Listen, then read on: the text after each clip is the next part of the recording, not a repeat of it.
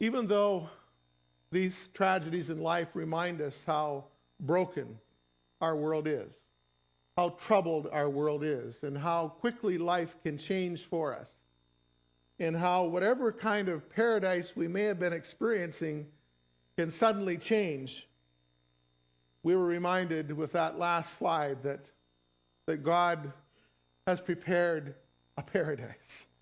He has prepared a heaven for us that will far outweigh anything that we can know in this world, and will far surpass any of the troubles and any of the tragedies and any of the disappointments and the sorrows that we experience in this world.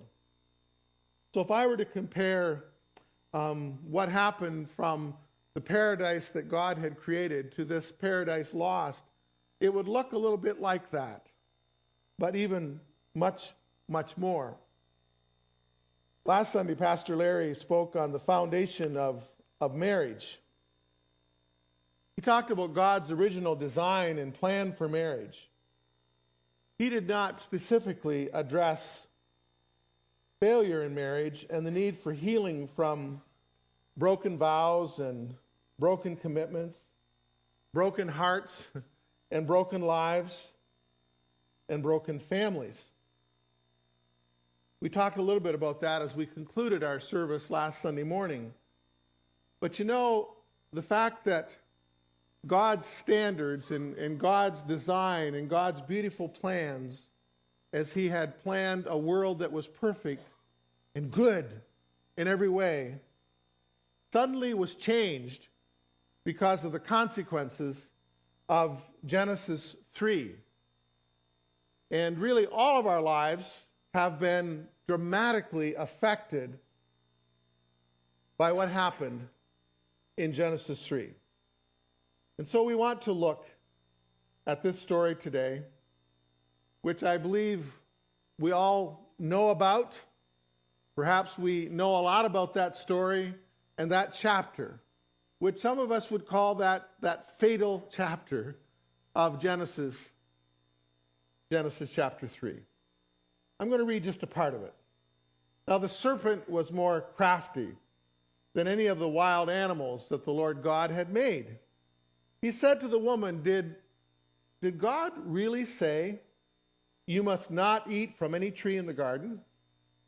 The woman said to the serpent, well, we may eat from the trees in the garden, but God did say, you must not eat fruit from the tree that is in the middle of the garden, and you must not touch it, or you will die. You will not surely die, the serpent said to the woman, for God knows that when you eat of it, your eyes will be opened, and you will be like God, knowing good and evil.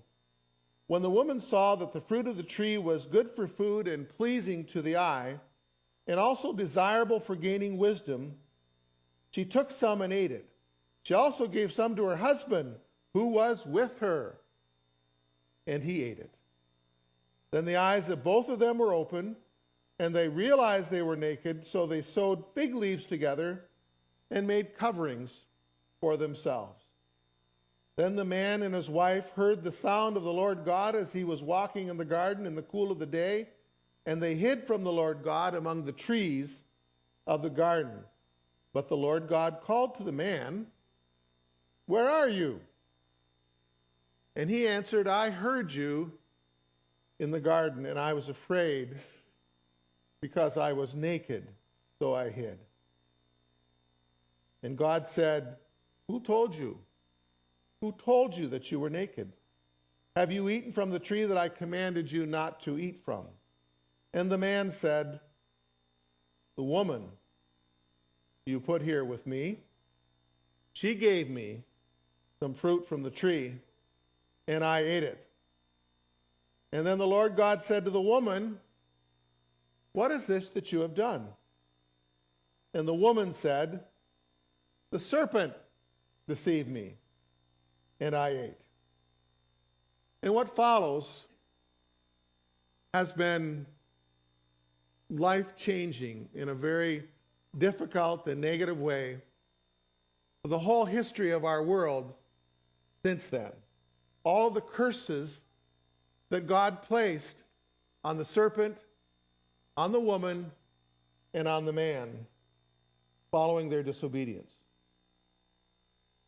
We want to look at the lessons that we learn from this chapter in a few short minutes that remain. I want to tell you right off the bat that I believe literally in what happened here. I believe that the serpent, the snake, really appeared in that way talking, but I don't believe it was just an ordinary snake that crawled up that tree and spoke first of all to the woman. I believe that snake was demon-possessed. You want to look at it that way? Because it was really Satan. It was really the devil, the old serpent, that took the form of this crafty animal. I believe it happened in the way that God tells us in His Word that it happened. I believe in a literal interpretation of these events in Genesis chapter 3. So we just wanted to leave that before you up front. Lessons we learn. Number one, I realize that in your message notes that the numbers may not be in line. That was a computer glitch that happened. You can make your own numbers 1, 2, 3, 4 down to 10. And you're probably saying, oh no, Pastor, 10 points. We're going to be here all day. Well, I don't think we'll be here all day. We're going to go through these points quite quickly. First of all, God didn't create puppets. He didn't create robots. He created human beings with the freedom to choose, to obey or disobey.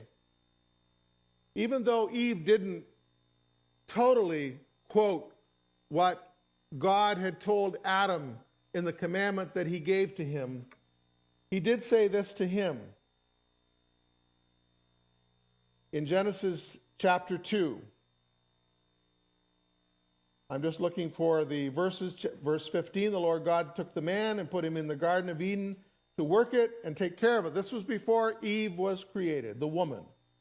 And the Lord God commanded the man, you are free to eat from any tree in the garden. You must not eat from the tree of the knowledge of good and evil, for when you eat of it, you will surely die. God gave a choice. In fact, He gave many choices to Adam, as He did to the woman, to Eve, as she was named later. God didn't create, and this may be a problem to us, He didn't create our original parents. He didn't create two human beings who would automatically, like puppets on a string, do this and do that and do always the right thing. He created them with the ability to choose from right and from wrong, from good and evil. And I know that we can go on with that discussion and say, well, why? Why didn't God make them just perfect so that they would behave perfectly all the time and we wouldn't be in the mess that we're in?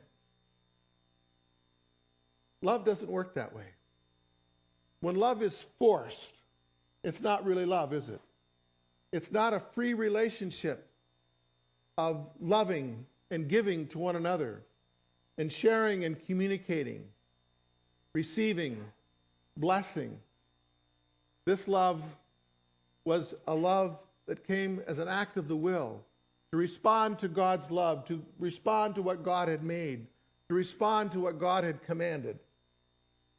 He did not create puppets. He created human beings with the freedom to choose to obey or disobey.